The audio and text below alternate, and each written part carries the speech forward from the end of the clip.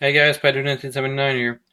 I just want to show you guys, do a little information video talking a little bit about the Remington 870, if it's okay to dry fire it. And as you guys can see by everything that's on the counter here, I don't think it's a good idea. I'm going to show you guys the firing pin after I've worked on it.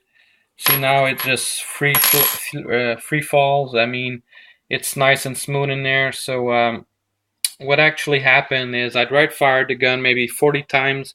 Didn't shoot the gun a lot. I just shot it maybe 6 or 7 times in the beginning. Just a couple of ammo, bird shots, and just to have some fun and just tried it out. But I didn't have time really to go out and shoot my 870 more, which is a shame, I know. But I was more concentrated on my 17 HMR and precision shooting. When I go to the shooting range, and it's a little bit more expensive to shoot, you know, uh, regular centerfire ammo than rimfire ammo at my shooting range. That's kind of dumb, but that's the way it is. And now for the SKS, it's like even more expensive. It's $25 per for SKS and $20 for a regular rifle. So, and yes, you have to pay for every rifle. So if you got 5 rifle, it's $100 to go shooting. Kind of dumb, I know, but still. Um, I just want to show you guys what happens when I dry fired the gun a few times on the bolt face here, where they, strike the firing pin. I'm gonna try to make it focus.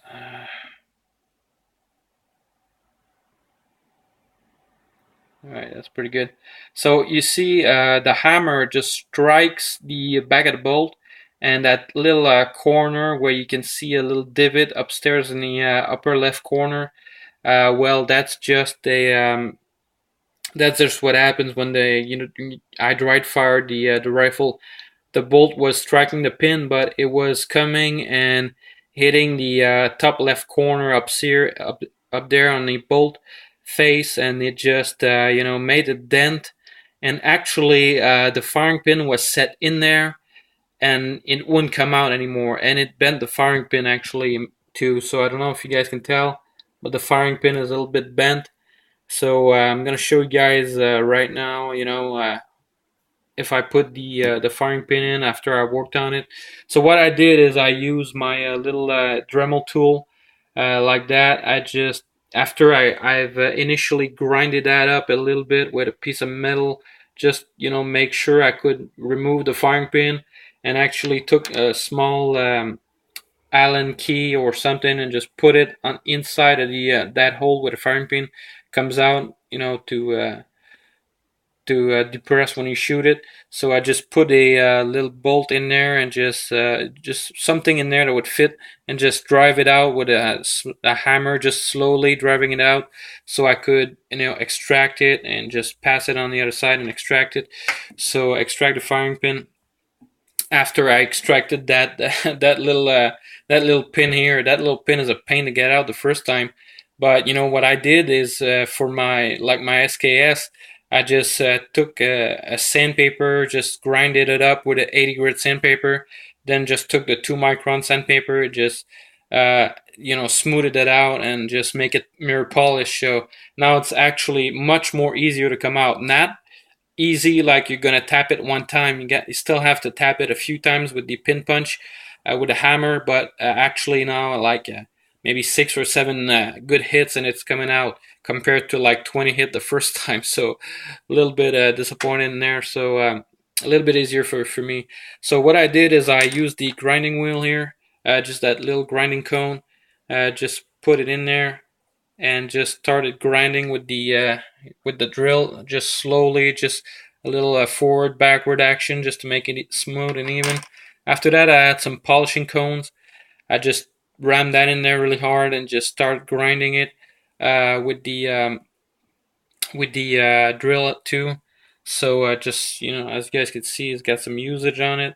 And then I just finished that today. It just wasn't smooth as I wanted it, so I took another polishing cone, just put that in there, and just started polishing it again with the drill.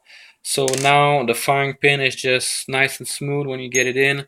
No matter which way it goes, it's smooth, and it gets in there, and you can get it out pretty easily after that. So if you just line that up. So as you guys can see, whoops, if I just line up the pieces, I'm gonna have to still polish the firing pin, but whoops, you guys can see it's coming out pretty smoothly. So you know, still have some work to do with the just a little bit of sandpaper. I'm gonna just polish the rest of that part of the firing pin there. Just polish it with a 2 microns. Just took a little bit of 80 grit sandpaper in the beginning and just started it up, and then I put the 2 microns, and that thing is so freaking smooth now. It just polished it up and just made it super smooth. I'm gonna put a little. I'm gonna just do the entire part with a spring rest here. I'm just gonna polish it with a 2 microns, so it's really nice and polished and just glides easily in the chamber.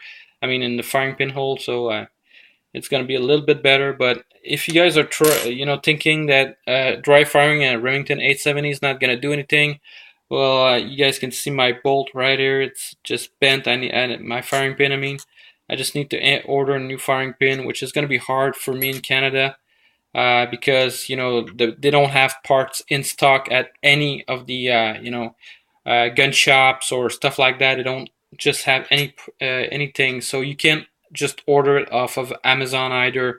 There's no website in Canada where you can order it, and since Midway USA doesn't ship part like that to Canada, well, you guys are lucky with Midway USA. You just order the parts and it just arrives 2 days later. So and it doesn't cost you an arm and a leg. For me, that little firing pin, which cost $8 in the States, might end up costing me like I don't know, $40, $50.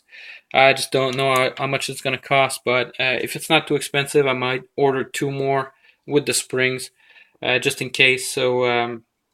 But the other option is to have one custom made by a gunsmith. So having a firing pin custom made uh, would just be a little bit annoying, just costly, extremely costly. It would cost me almost $100, I think, to have a custom firing pin made. And at that price, I'm gonna ask the guy, can you make that out of titanium or CPM 3V or something? A good metal that's never gonna bend again, and you can dry fire to your heart's content. But the problem is the bolt as well. The bolt is. I thought that thing was heat treated and a little bit harder, but the fact that the hammer could just strike that face and just click and make a dent like that and just bend the metal inwards and prevent the firing pin from coming out. My Remington, my 870 is the if anything happens, it's my go-to rifle. I just open up the safe and just put a bullet in there, and boom. That's my main rifle that I would use. So I would have been silly just if somebody came in and just put a round in there and just click. Whoops, forgot to crank one in the chamber. No, it just didn't work. So I fixed it. I don't know if the firing pin is gonna be useful. I might try to bend it back up a little bit. Just work on it. Just try to bend it back.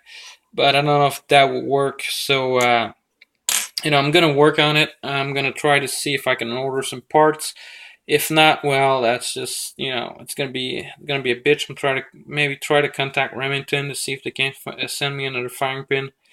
I had the gun for maybe 2 or 3 years and it just fired 8 rounds and maybe dry fire it 40 times. So that's kind of bitchy. I know this video is going a little bit long, guys, and guys are just looking at some parts and some firing pin and my rigid drill, but. Um, I just wanted to put it out there for you guys. So if you're thinking of dry firing, and maybe a few tips like maybe sanding down and polishing the pin that's retaining the firing pin, just a little bit so it gets in a little bit easier, but it doesn't affect the rifle itself. So just take off just a little bit out of it, and just sand down the firing pin as well here. Just polish that in here so it's really really smooth, so it just glides in there easily. So you can just take a Q-tips and pass it through that hole here, that one and that one. If you're really shrinking down the Q-tips, you could pass it just to clean it up, and I'm probably gonna oil it up and just put it back in there and see if it maybe not dry fire it, but just go to the shooting range and see if my little attempt at repairing it's gonna work. So 10-minute video, I know it's a little bit long, so I just, opened it up and I felt like I had to work on it a little bit more. Try to fix it. So hope you guys enjoy, and if you're thinking of dry firing your 870 without any round in the chamber or a snap cap, well, it's gonna probably cause you some problems in a very little amount of time. So hope you guys enjoy this video, and I see you guys on the next one.